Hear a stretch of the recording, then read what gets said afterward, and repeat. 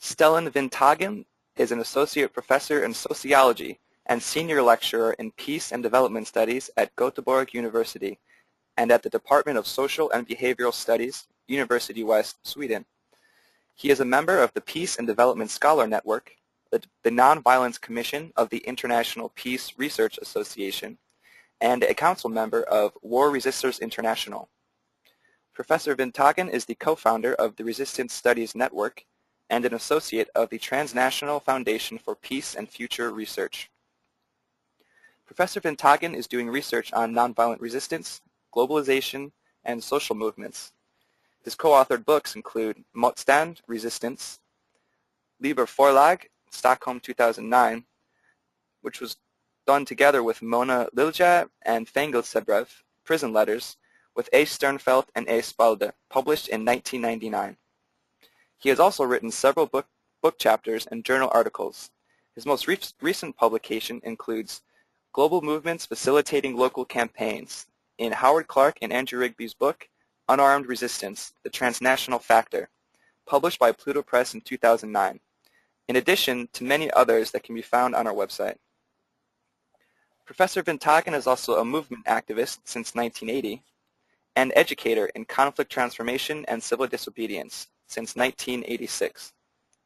Stellan has been in prison for a total of 1 year for peace work, such as in England for 6 months in 1998 because of a nonviolent direct disarmament action against a nuclear Trident submarine. In January and June 2007, he was arrested and held overnight because of participation in academic seminar blockades of the nuclear submarine base in Faslane, Scotland, together with over 70 other academics. See www.fastlane365.org for more information. Stellan is also one of the founding members of the Swedish portion of the Freedom Flotilla, called Ship to Gaza. With that, it is now my pleasure to hand it over to Professor Stellan Vinthagen. Thank you very much, Jake. And welcome to everyone that is taking part in this academic webinar, which is titled How Can Movement and Revolution Studies Inform the Theory and Practice of Nonviolent Action? I will actually not really answer that question. If you're looking for clear-cut answers and models, how that would look like, I'm sorry, I'm not able to provide that. My aim is quite much more modest. My aim is actually just to arise inspiration and curiosity for the interaction between nonviolent action studies and a number of other social science fields where we have a lot of, I would say, more advanced theories and more in-depth research that can be fruitful for our understanding of nonviolent action. So I will give a number of examples in order to inspire you to see the possibilities of what would happen with our understanding of nonviolent action and civil resistance if we would let it develop in cooperation with other social scientists.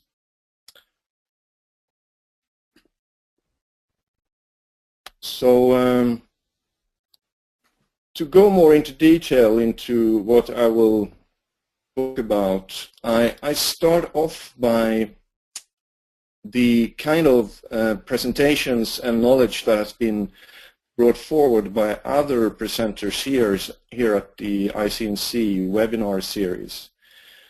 There we have seen, both in their analysis, their statistical material, but also in the real-world events, that civil resistance or nonviolent action movements have, contrary to conventional assumptions, been very effective means to actually change societies.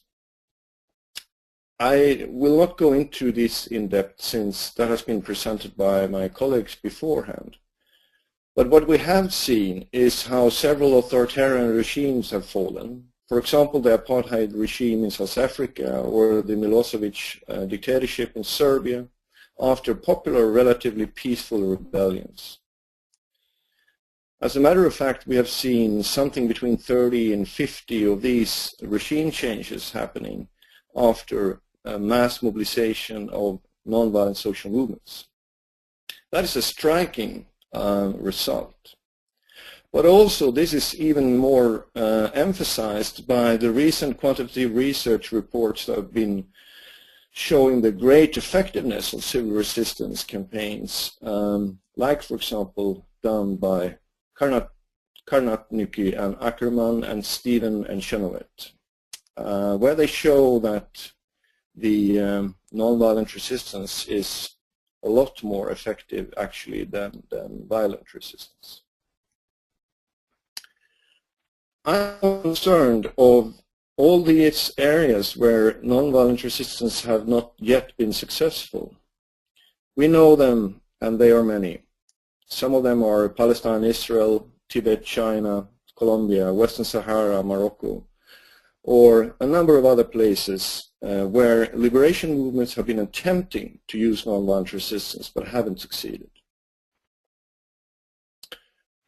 Besides that, we have also seen problems of the nonviolent revolutions that I just mentioned that have been showing a lack of democratic development and also a number of other social problems arising after these revolutions.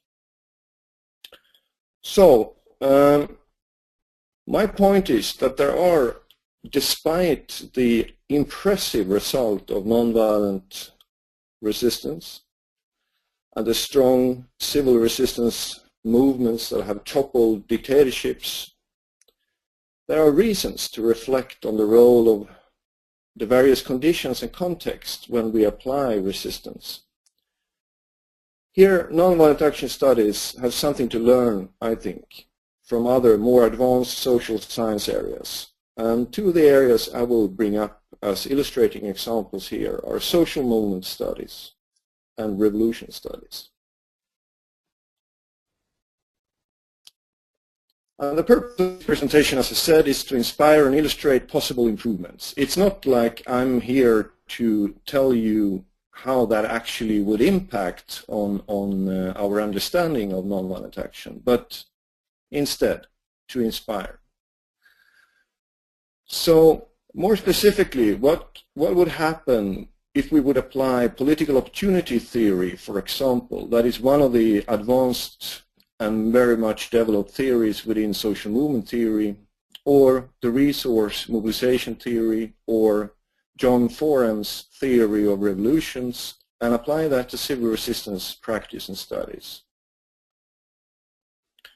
My basic argument is that greater effectiveness when it comes to actually overthrow regimes that are repressive, but also to achieve better results when it comes to actually being effective in the longer run, would greatly improve if we would build the strategies on some more established theories and understandings of how movements and social change actually happen.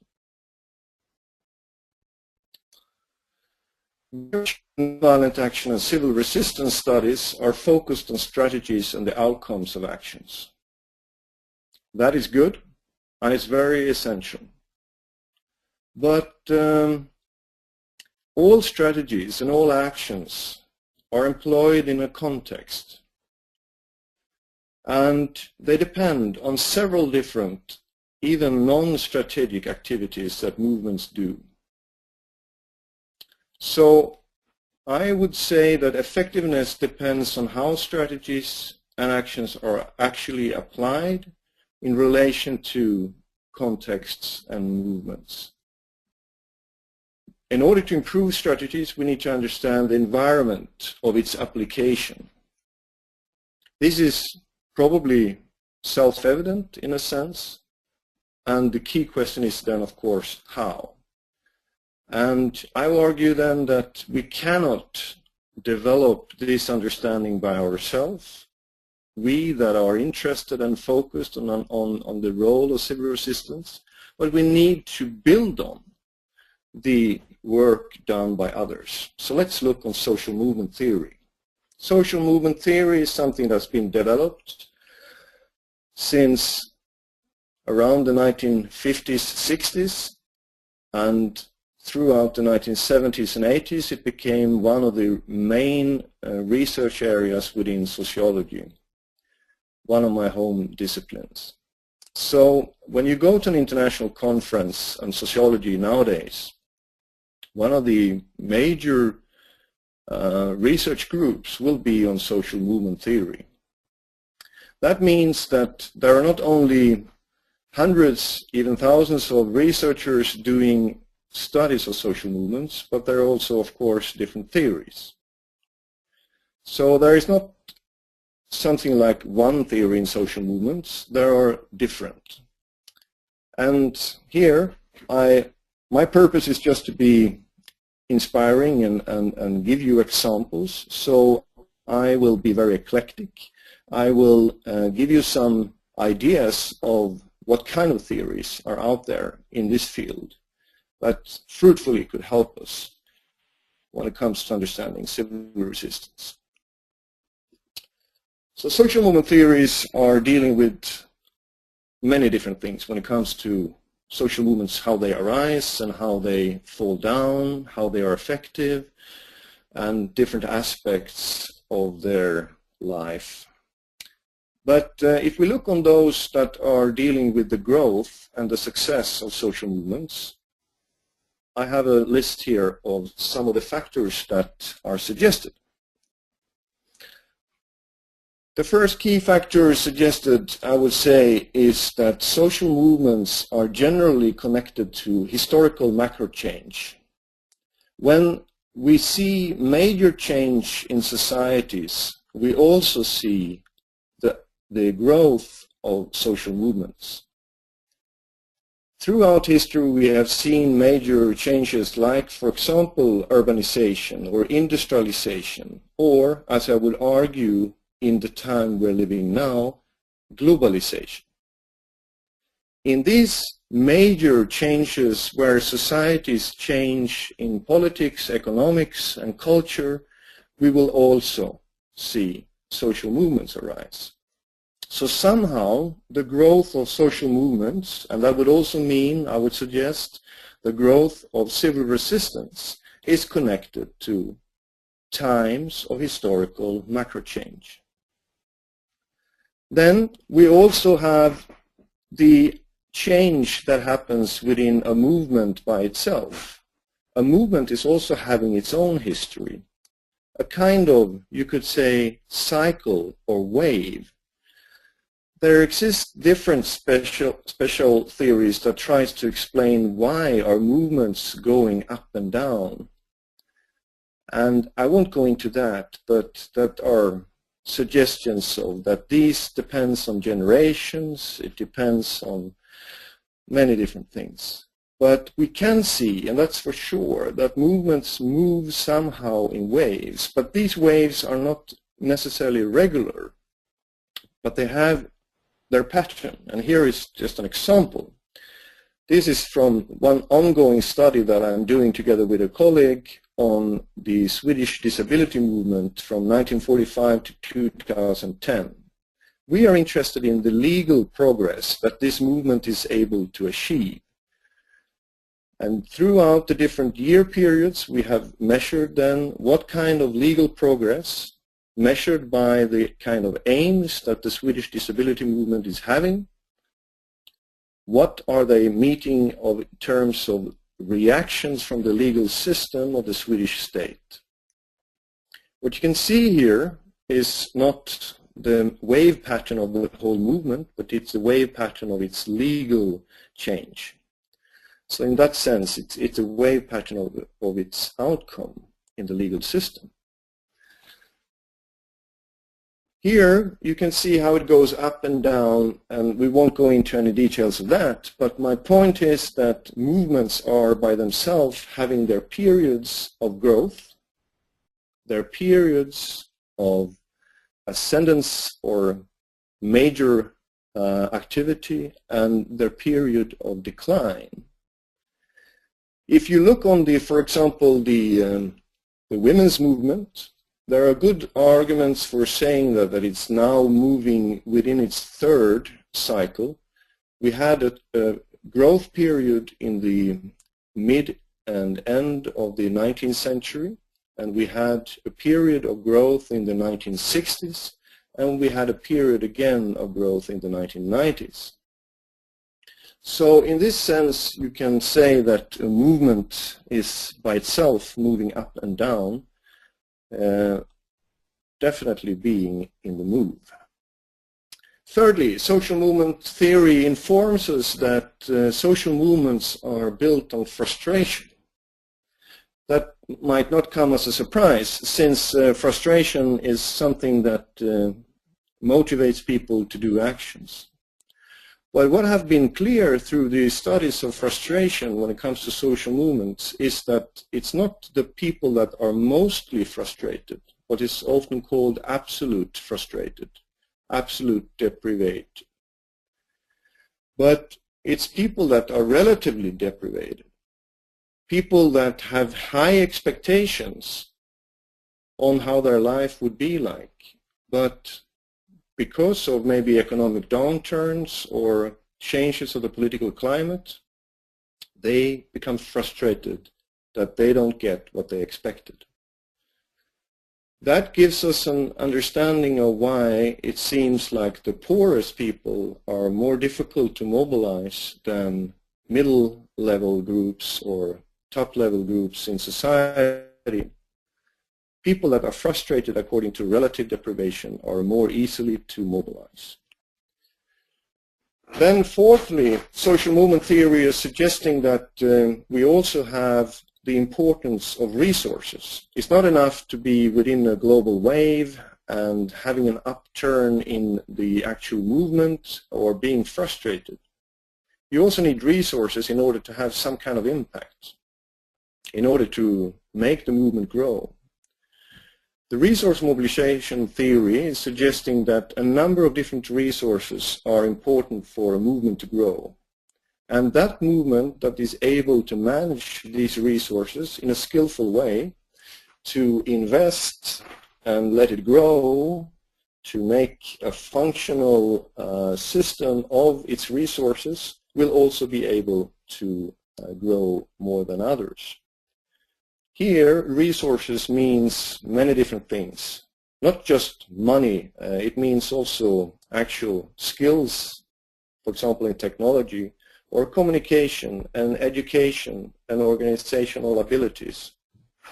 One of the key explanations of the civil rights movement in the United States has been that it was able to use the resources that existed in the churches in the US states in the South through the ability to bring in the different congregations of the Christian church in the South. It was possible for the civil rights movement to attract people that were already skilled when it comes to organizing mass mobilization, raising money, being speakers, and so on. So how a movement actually mobilizes and manages its resources matters for a movement. And I have three more points when it comes to social movement theory. And that is that for a social movement to grow and to have success, it needs also to adapt to the political opportunity structure in the country where it acts. In different countries, there will be different forms of possibilities of alliances. There will be different forms of conflicts or cleavages when it comes to maybe between religion, as in India, between Hindus and Muslims, or between people of different class, as in France, as we see now, or the repression level. The repression level of a country like Sweden, where I come from, is very much lower than the repression level, for example, in Morocco. So any kind of movement that needs to grow and to be successful also need then to adapt to the special kind of opportunity structure that exists in that country. That means that any kind of civil resistance movement in Morocco needs necessarily to look different than a civil resistance movement in West Germany, or in Germany, or in Sweden, or in Burma. When it comes to point number 6 and 7, it's a matter of how movements actually are using more cultural elements in a strategic way. Within social movement theory, there is a whole branch of theories that are claiming the role of framing. Framing is a matter of how you frame, you could say, the perspectives or the issues of that movement. Any movement needs to be skillful in claiming what is actually the problem and who is responsible for that problem, and how and who can a solution be made. That means that if you are having a movement that is trying to make some kind of a significant social change, you need also to be skillful in presenting the necessity of that kind of change. That is a cultural work. And when you do that, a number of different things could apply, which the framing theories are looking into. Lastly, as many of the researchers of my friends in Europe are claiming, is that all these other theories, they depend on one assumption.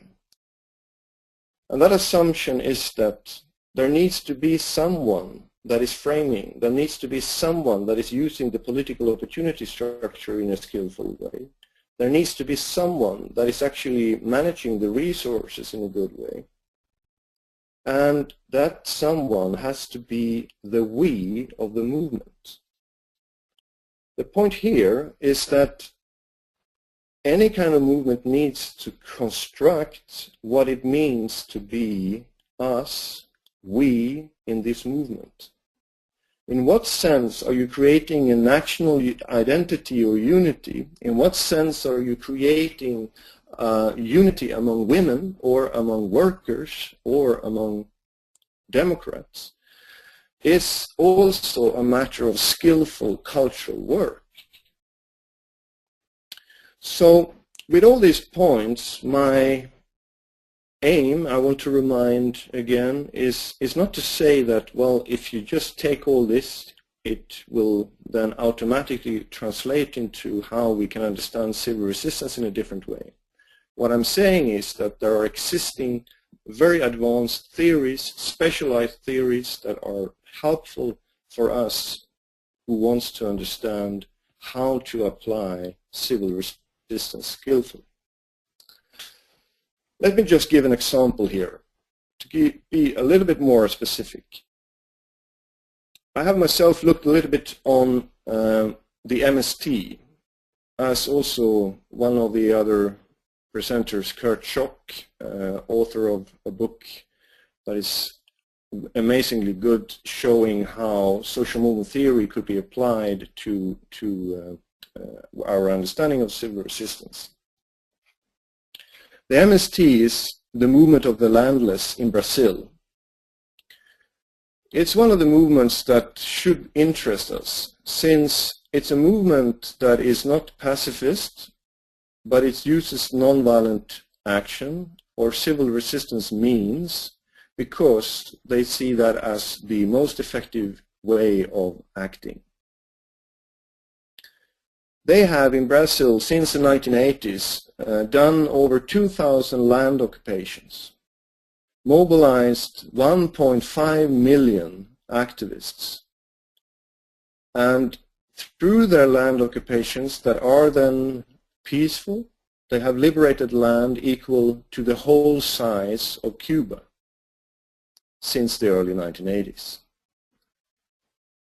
They have lived in their plastic tents, they have occupied land, created some farming, created schools for the kids in these plastic tents, and they have lived like that for years, sometimes for 12, 13, 14 years before they have been given the right to stay on the land.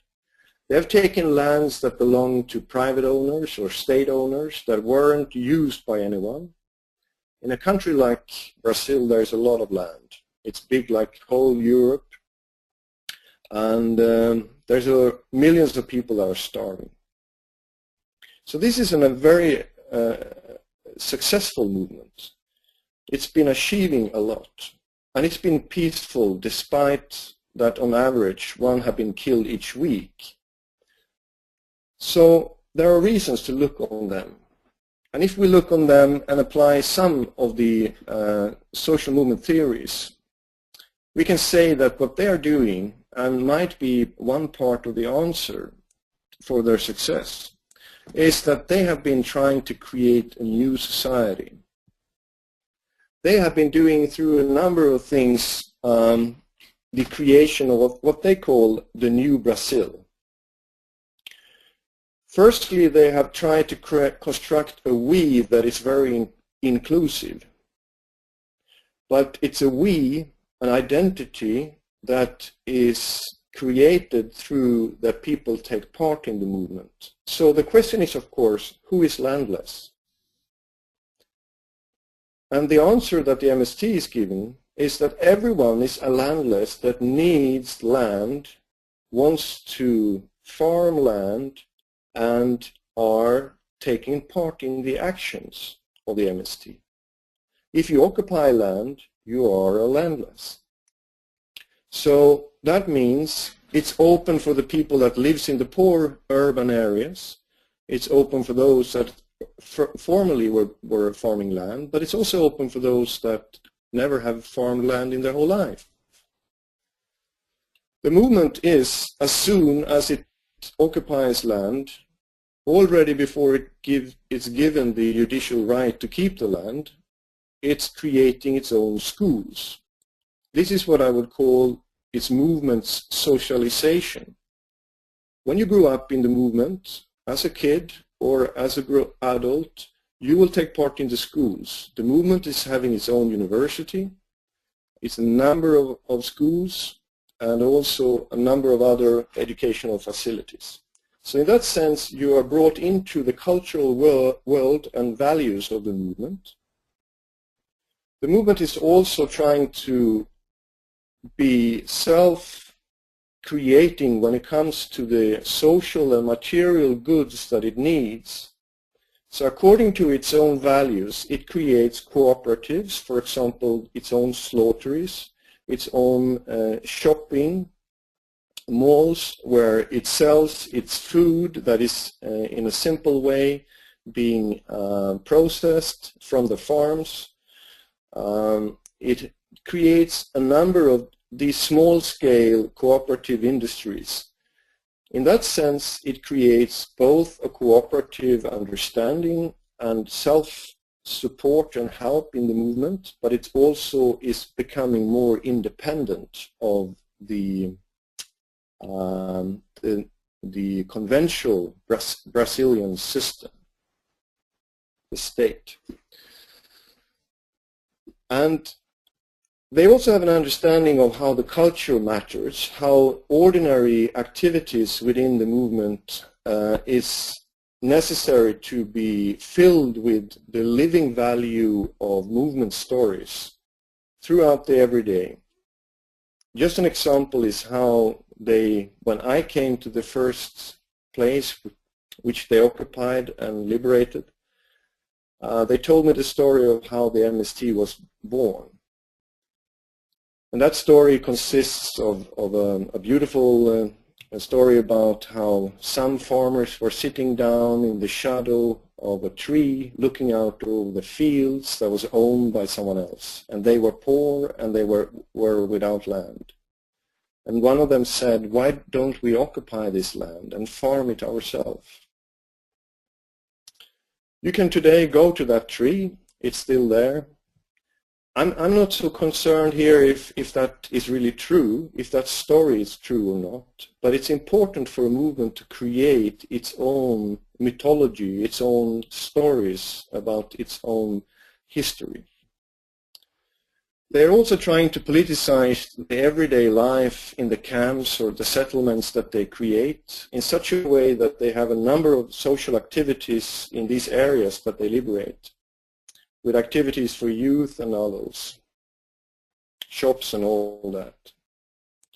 They also try to build on the cultural symbols that exist in Brazil. For example, they pick up the national flag of Brazil, but they change it. They make it with a man and a woman that is having farming tools. And they have the Christian cross that they use also in their demonstrations. But that is through their own liberation theology approach to Christianity. They have their own understanding of it. So they change the flag, they change the meaning of the cross, they use the dominant culture, but they reconstruct it in a way that fits into the movement's needs. They even have their own kind of rituals or ceremonies. They have what they call the mystica, which is a mixture between Christian rituals and symbols, together with more older traditions within Brazil and the countryside. I will just give you briefly an example of that, and that is when the whole leadership of the MST in one of the states in Brazil were killed. They were killed in a massacre by paramilitary troops and police. And it was, of course, a catastrophe for MST, a terrible event. When they had the new meeting and they elected the new leadership took, of course, a risk to take on the role of those that were killed. In the end of that meeting, when they had this election of this leadership, they created a mystica. And the mystica was like that they had a gathering of everyone in the end of the meeting and a scene where there were these 12 coffins of those that were killed. So on the scene there were dark and it was depressive or a kind of funeral type of music being played. And then in that moment there came some light, some more lively music, and some kids were walking towards the coffins, and they were carrying flowers with them.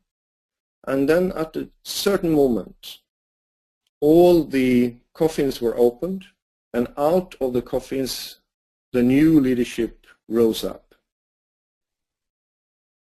In that moment, people were starting to dance together, and they celebrated the rise of those people that were dead. I think that this kind of example is showing how they wave into the struggle also things that belongs maybe to religion, in a sense that makes power and empowerment among the people in the movement, that they can get the feeling of being part of a new society. So this is part of an analysis I did in 2005 of the movement, and just as an illustrating example of how you can understand how can a movement be so successful as the MST. And I know I haven't answered the real question of why they are so successful, but I'm illustrating how you, through the help of social movement theory, actually can get new understanding of the qualities of such a movement. I will give one more example here, and that is from Antonio Gramsci. And then I think in terms of time, we probably should end there.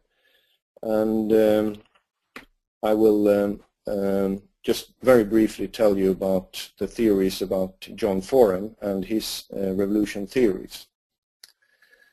But when it comes to Gramsci, he is suggesting a model for how to understand how a society creates a very strong power form. but it's also his model that he uses for explaining how you could challenge that strong power form. In many of our Western liberal regimes, it's a matter of that people are not dominated by brutal dictatorships, but they are dominated by the strong cultural power, the hegemony, what Gramsci would call it. And that is built on, according to Gramsci, alliance between key actors in three sectors. You need a political leadership creating an alliance together with a strong market actor that creates an alliance with strong and central civil society organization. That alliance is what makes an hegemony possible. The key thing here is that, according to Gramsci, the power doesn't lie only in the political power structures, the state. It doesn't lie only within the economy, as Marx would say, with the market actors. It doesn't lie only within the civil society. It lies in the alliance, the special alliance between three key actors here. I'll give you an example from Sweden. I don't know if you know that, but Sweden is actually a country where we've had one party, the Labour Party, or Social Democrats, ruling the country for over 70 years, more than in Soviet Union. So many people, I think, in the United States from the Christian conservative right would describe Sweden as a one-party system. I would say that Sweden is very much a democratic society, but still we've had a strong example of this hegemony, strong power. And that's been symbolized by the Social Democratic Party, SAP, in alliance with key actors within, like, for example, the family of Wallenberg, which is a key actor in the industrialized part of the economy, and together with a key actor that is here then the trade union, Union of Sweden, LO. In 1930, they created an alliance, and they said that the Social Democrats and the trade union would not demand any radical socialist change in exchange for that the capitalists in the economy, like Wallenberg, they will not refuse the social benefits for unemployment or for those that were sick. They would also accept high taxes, and they would accept a number of social welfare rules. Within this consensus, within this alliance between these actors, from the economy, from the politics, and from the civil society, it was possible from the 1930s and onwards to create such a strong grip on society so that there wasn't any possibility for any other party to come through and get the power. So, and I can give you an explanation why we have a conservative government right now in Sweden, and that is actually connected to this.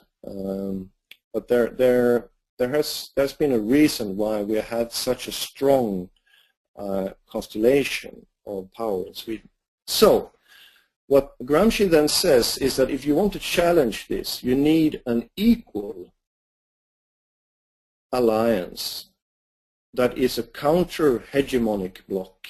If this is a hegemonic bloc that creates a special strong form of power, you need a counter-hegemonic bloc, which is then an alliance between someone else from the civil society, someone else from the political leadership, someone else from the economy. And it's only through that kind of new alliance, through that counter-hegemonic bloc, that you're able to challenge such a strong hegemony. So, friends, I'm sorry for having to rush through the rest here when it comes to revolution theory, but I think you so far have got the point I've got the point that I'm trying to just illustrate the benefits of using social theory and bring it into our understanding of civil resistance and nonviolent action. So here I have three sections: form, revolution, and what's often called great revolution or a social revolution. This is just then definitions that you can look at later. The basic theory about revolution in the world is based on a study of over 30 cases that John Foran has done, presented a book from 1997 and developed further in his book from 2005. Basically, he's saying that it's only number 5, the political cultures of opposition, that is what we could then say is about civil resistance. If you want a revolution, he says, you need all these 5 to be present, or at least, if to have a chance, you need at least 3 of these 5. And then it means that only one of them, the political cultures of opposition, actually deals with strategies about civil resistance and nonviolent action. The other 4 is dealing with other things that makes revolutions possible. Number 1 is about economic dependency, which is a typical trait of countries in the so-called third world. Also, the second point, repressive dictatorships, is also something which we see more commonly in Africa and Asia than in other parts of the world. Thirdly, Foran claims that a world systemic opening is necessary. That means that there needs to be some form of toleration, some form of acceptance among those strong states that influence, that they actually accept what's going on.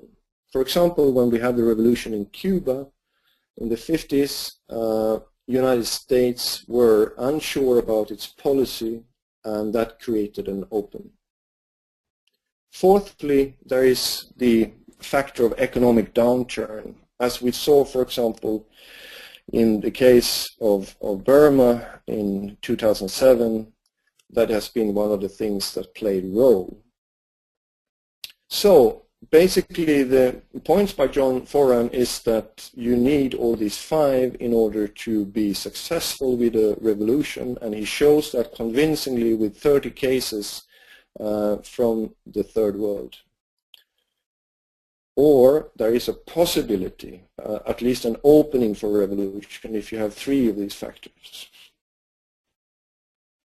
But then revolution is on other factors. It's not only a matter of having the right moment for revolution, but there is also a matter of what kind of result are we getting? Are we getting a new dictatorship like in Iran?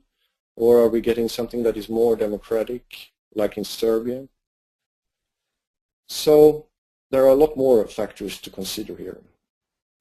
So I would like us to open up, and I hope we can go a little bit over the time, since I have now also been talking a bit longer than I thought. You can have any questions you want, of course, but what I would like to ask you is if you have anything to say about these kind of questions, which is about the contribution of other social sciences, in what way they could improve our understanding of nonviolent action. So, thank you very much for your time and attendance. Thank you. Great, thank you so much, Stellan, for your presentation. At this point, you can either raise your hand, which is a button located at the top left corner of your toolbar, or else if you don't have a microphone, you can type in your question, which is also on the toolbar.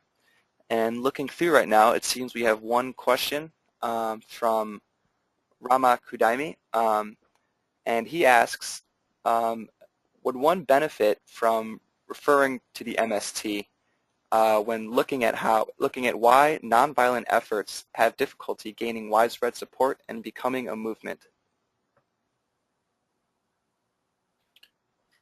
Could you maybe take a little clarification on that? I'm sorry. IST and how he said SMT, social movement theory.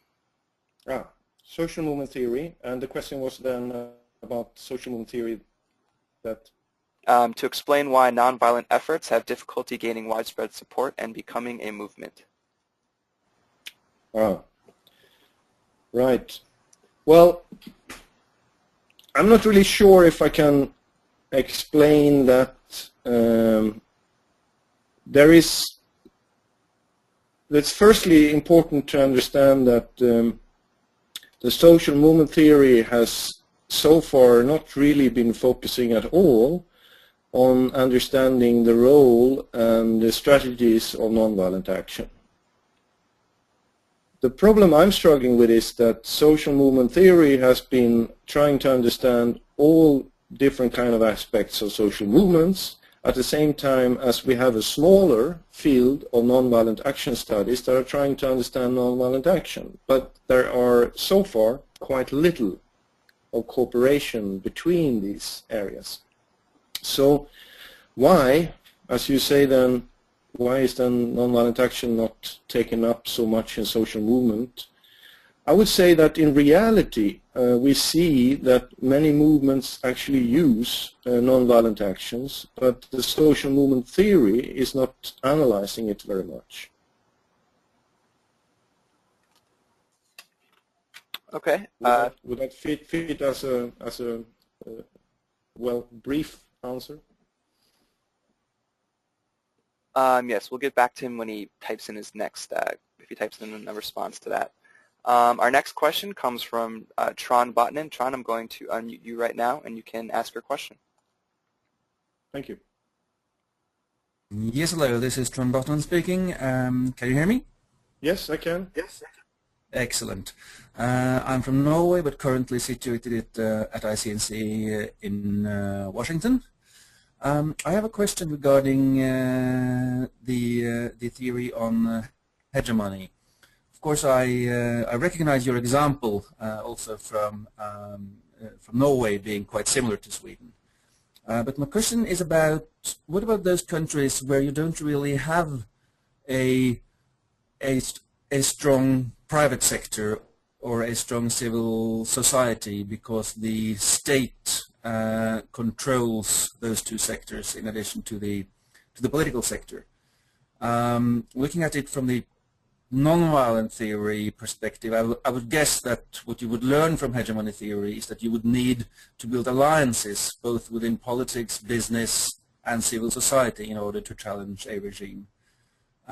What if civil society and business hardly exists in a country where you're trying to make use of or build an alliance for a nonviolent movement?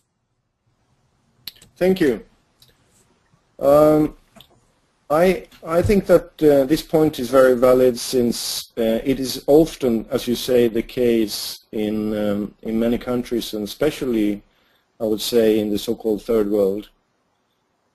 If you have a weak private sector and a weak civil society, I would say that what you would need to do is to build, create the conditions for that kind of sectors of society to grow. But it also means that the state is also not having the same kind of power. It's a state that you have to understand is weaker in the sense that it's having less influence on society. It might sound paradoxically, but if you only have dominance, if you only have the military means and the violence, you actually have a weaker control of society than if you would have a hegemonic situation.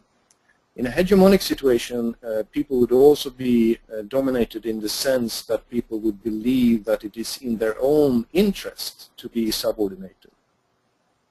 So in that sense, you also have a weaker state to do resistance against. But basically, if you want to create some kind of a counter-hegemonic bloc, you need then to build on those civil society actors and private actors that exist, that matters. And in a weak situation of these sectors, then you have to work on creating stronger sectors. You know, actually, constructive work has been one of the things that Gandhi emphasized very much, and I think that many of the movements today have forgotten. MST is one of those movements that have remembered the importance of constructive work to actually build up the social structures and economic, political structures that we would like to be the alternative in society. That would mean to create stronger private and civil society sector in the society in the long run. Thank you, Stellan. Our next question comes from Lee Smithy. Lee, please go ahead with your question. Can you hear me, Stellan? Yes. Oh, great. Thanks so much for your presentation, and it's great to see this very adept use of social movement theory applied to strategic nonviolent action. So thanks for what you've offered.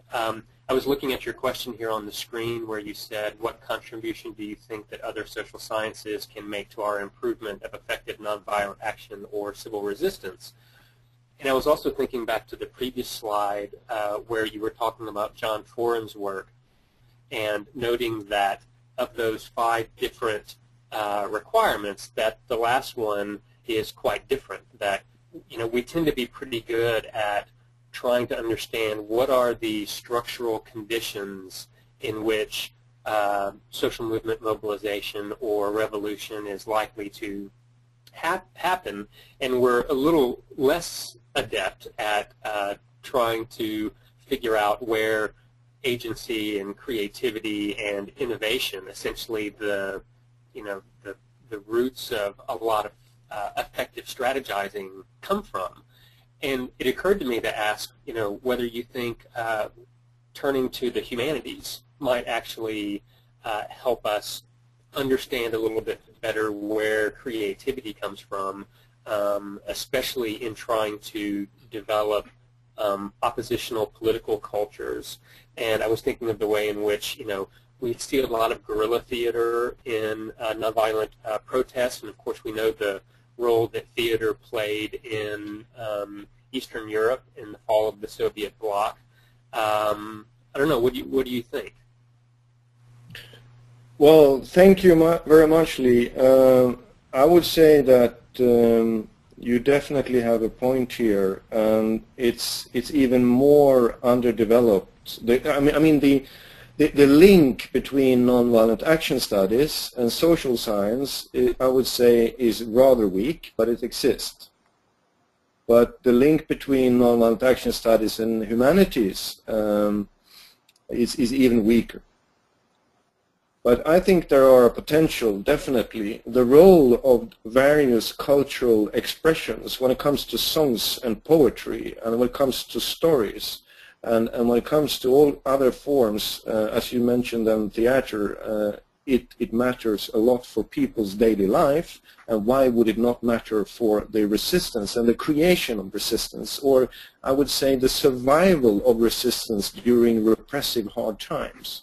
So definitely that we have possibilities here as well.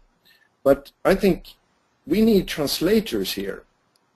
People that try to be experts in both fields. I don't know if you are into humanities and do that kind of studies. I mean, if you could work with translating the understanding of the role of culture, literature, poetry, and see how that would apply to nonviolent action studies, you would easier get people to actually see that link. The risk is, as you say otherwise, that we focus on the major structures, historical, political, economic structures, and we forget the creativity of the agency. And after all, I mean, civil resistance is all about a very much creative thinking when it comes to agency. Thank you. Okay, our next question comes from Michelle Kusland, who is having microphone problems, but she wrote it in, so I'll read it I will read the question. You identified several factors that influence the success of social movements. In the future, do you see a role for social media in enabling social movements and activism? This topic has been hotly debated recently, particularly in response to an article by Malcolm Gladwell arguing against the power of social media in social movements. Thank you very much. Well, I think that social media is an essential part of the power structure of today, the production structure.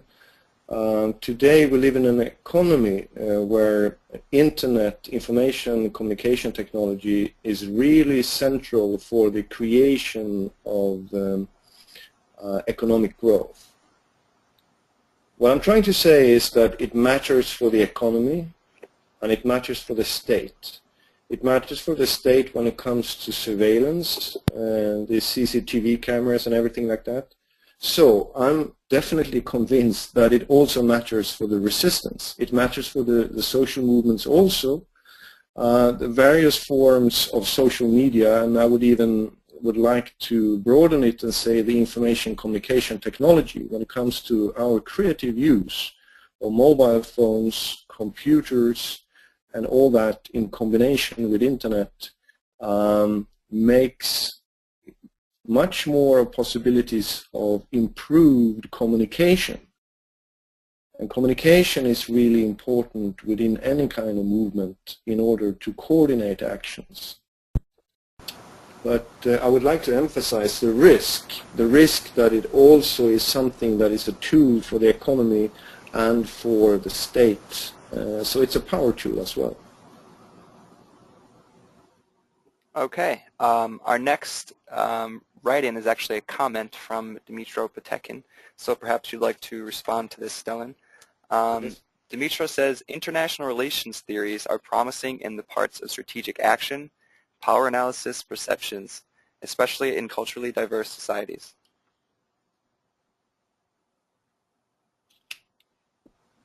Well, I couldn't agree more than saying that yes, they are essential. So I don't even know really how to respond more than that, saying that yes, I would agree on that. Okay, then we'll go to our next question from Stephen Crowley. Stephen, you're now unmuted and can ask your question. Okay, thanks. I found this very informative, and I am definitely persuaded that nonviolence strategies can succeed in revolutionary situations. You've certainly confirmed that for me. One question I have about nonviolent strategies generally is, as I look around the world, I see a lot of violence happening through ethnic conflicts. So, for instance, we could see how a nonviolent movement could overthrow Milosevic in Serbia along revolutionary lines. But I guess I question more how nonviolent strategies could be used in a situation where Serbs are engaged in ethnic cleansing against Bosnian Muslims or Kosovar Albanians or what have you. And here I think about the work of Eric Olin Wright when he talks about contrasting exploitation with domination. And here he says, well, he uses the examples of slaves and American Indians. And he says that the idea of, through U.S. history, what happened with American Indians was basically they were in the way, so they were exterminated. And the phrase, the only good Indian is a dead Indian. On the other hand, when you look at slaves, you could not say the only good slave is a dead slave. You couldn't simply exterminate slaves. So, in other words, I can see how nonviolent resistance works in this sort of exploitative situation, which you find in many revolutionary situations. The question is, how can it succeed when you have this situation that is leading to ethnic cleansing or genocide or something like that? Thank you very much, Stephen. Well, I have to accept that this is one of the challenges that I myself, since a couple of years, feel very strongly. So I have some thoughts around this, but not probably a very convincing answer. I would say that you're definitely right. There's a huge difference between the kind of genocide or war repression created by a centralized authority like a state or its military, and when you have a popular mass-based genocide that is done by people that are not looking for legitimacy but are looking for ethnic cleansing or some religious cleansing or similar. It's a different situation. It is, definitely. I would say that very much of the nonviolent action studies so far has been assuming that what we engage is a situation of a centralized authority, i.e. the state, and a regime that is interested in legitimacy. So if we don't have that situation, but we have dispersed authority, and we have groups that are not looking for legitimacy among the whole population, but only within their own group, and are built much more on fear and in their mobilization, then we have a total different situation. I would say that we still don't really know how to deal with nonviolent action in these kind of situations. But I think the answer lies somewhere that these groups also are building somehow on power and support. There will be someone delivering weapons to them. There will be someone securing their transport and communication.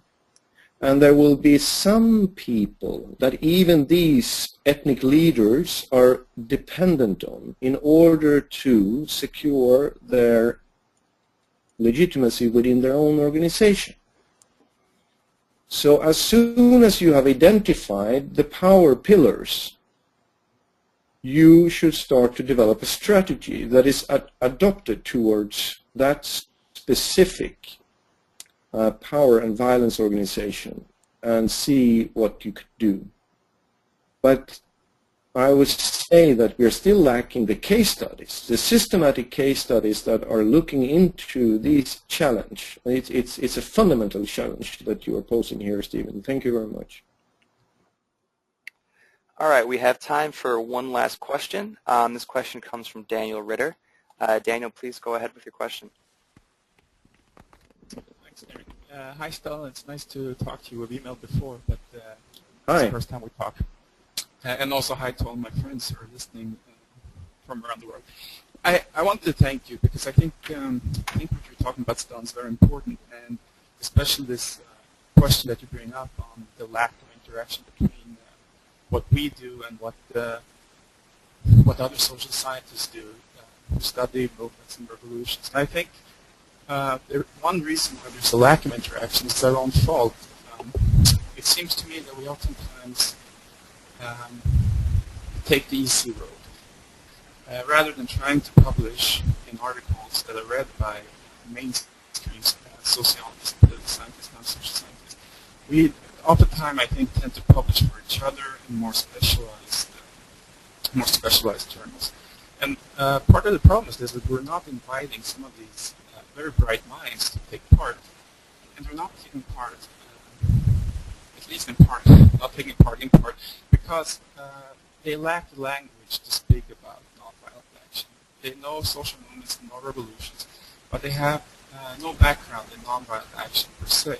So you look at some of the recent revolution literature out there, and scholars recognize that nonviolent revolutions are becoming increasingly normal and increasingly common, but they don't address the issue because they lack the language. And when we don't publish in the journals that they read, we're unable to bring them into the discussion we want to have with them. So I don't know. I guess this is more of a comment than a question, but I guess you can respond to whether or not you think this is a valid analysis.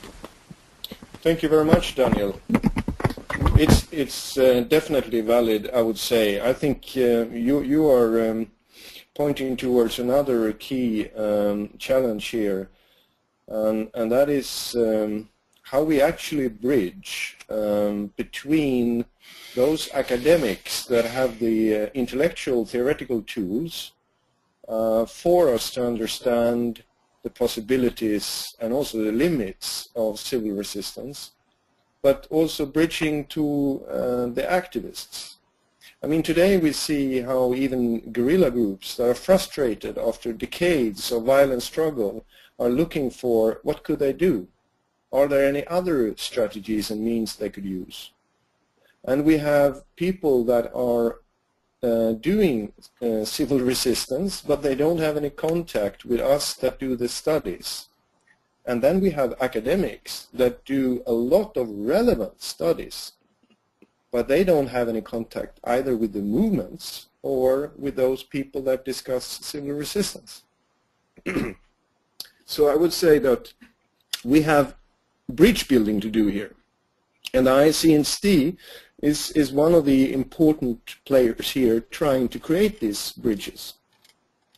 To bridge between various academic circles and various activist circles that have this potential interest in a more thorough understanding of nonviolent action that is not so filled with religious or moral or ideological underpinnings, but are interested in a more general human liberation. So thank you. All right. At this point, I would like to ask you, Stellan, if you have any closing remarks to make. Well, the only thing I would like to say is maybe an excuse for that I was bad in time planning. I was expecting to have some more time to speak about the revolution theories, but I hope anyway that my basic point came through, and that in some sense this is inspiring people to go on with this very essential work, because I think if we do this, if we create a marriage between promising academic fields and the nonviolent action studies that we have today, we could get something really, really important moving here. So we are more people that need to do this. Great. So thank you everyone for logging in to listen. As a reminder, this webinar has been recorded and within the next day or two should be uploaded to our website. So feel free to stop by nonviolent-conflict.org once it is posted, and you can re-listen to any parts you may have missed. Furthermore, you can email us at webinar@nonviolent-conflict.org if you have any further questions for Stellan that we didn't have time to address. We'll be sure to keep you up to date for the next webinar, which is coming very soon. And with that, thanks very much for listening, and Stellan, thanks very much for your insightful presentation. Thank you very much, Jake, and everyone else that took part. Hope to see you soon, and in the real world also. Take care. Thanks. Take care, everyone.